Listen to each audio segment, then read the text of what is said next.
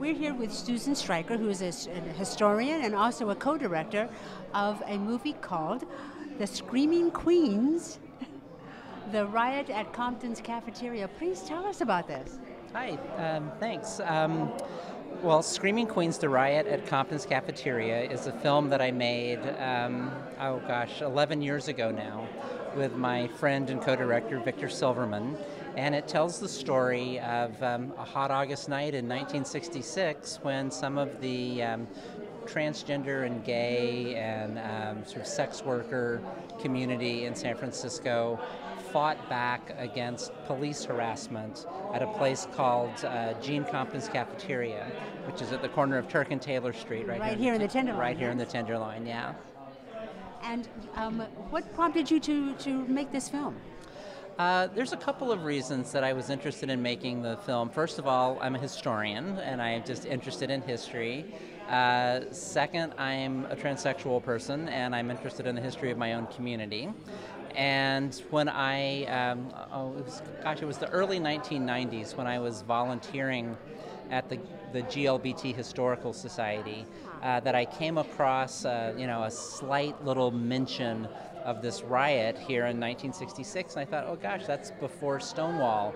How come I haven't heard anything about this? Exactly. Most of us think of Stonewall as the epicenter of a kind of the quake that shook the rest of the world, yet San Francisco was first. Yeah, I think maybe the Compton's Cafeteria riot was like a little tremor, in advance of the bigger earthquake. I mean, it was certainly a much smaller event than what happened at Stonewall in New York 3 years later, but it was very similar. It was Compton's was a place that people who lived in the neighborhood would go and just hang out.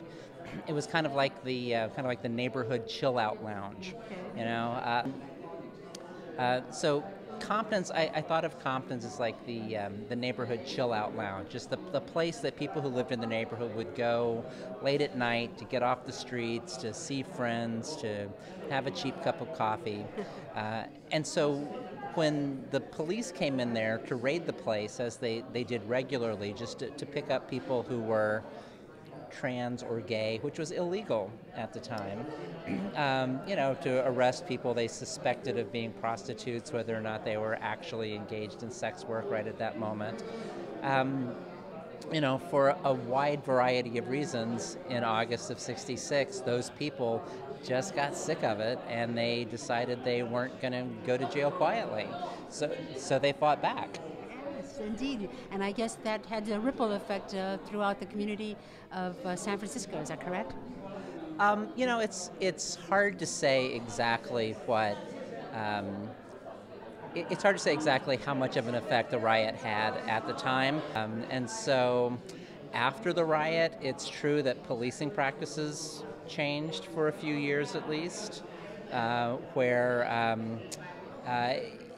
if the police understood a trans person to be going through a medically legitimated gender reassignment, they left them alone. They didn't automatically assume that they were prostitutes. The city health department, through the Center for Special Problems, started providing job training programs for trans people to help get them off the streets. They arranged to have hormones provided for them, psychological counseling services. So there was a real shift in San Francisco starting in 1966, that I think makes it one of the places that for decades has been a reasonably welcoming and affirming place for trans people. Yes, that's true. But also, most of us think about in the LGBT community, think about the Castro as the area that's welcoming, and not so much the Tenderloin. Though here at the Tenderloin Museum, I'm finding out otherwise. Right. I mean, the Castro really became a gay neighborhood in the 1970s. You can see some early glimmers of gay presence in the 1960s.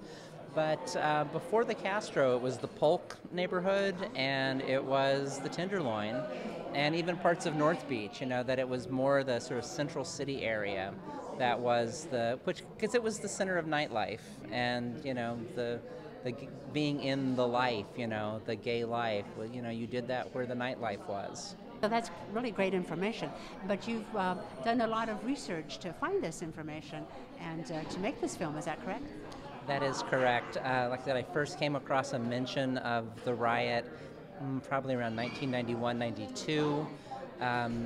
It really took me until about 1998 to kind of put the whole story together. Yes, and that was in 2006, correct? I feel like I kind of had the research done for the story by around 1998, and that's when I started making the film Screaming Queens. It took us another 7 years, actually, to get the film made, so that came out in 2005. Very, very good. And it's being shown at a variety of places in San Francisco, correct? Yes, there's a screening August 18th at the Roxy in the Mission. And I'm not sure where else it's being shown. Oh, that would be good to see as well, especially where we are finding much more acceptance and much more, getting much more educated about the transgender community. That is correct. So yeah, I think there's a good market for it right now. Okay, all right. Good. Well, thank you so much. Thank you for your contribution to the Historical Society, and thank you for your contribution to the society as in general. This is wonderful. It's wonderful to have this support. Nice to talk to you. Thanks. Bye-bye. And that's a wrap on this month's edition of Outlook Video. You can watch extended versions of our segments and archived past programs on the Outlook Video YouTube channel at youtube.com/OutlookVideo. And be sure to click on the subscribe button to say that you really like us. Also friend us at Facebook at facebook.com/OutlookVideo. Outlook Video is made possible by generous donations from viewers like you and talented volunteers behind the camera whose names you'll see as we close. We leave you with scenes from the San Francisco Trans March. On behalf of all of us here at Outlook Video, thank you for tuning in, and we will see you next month. Bye for now.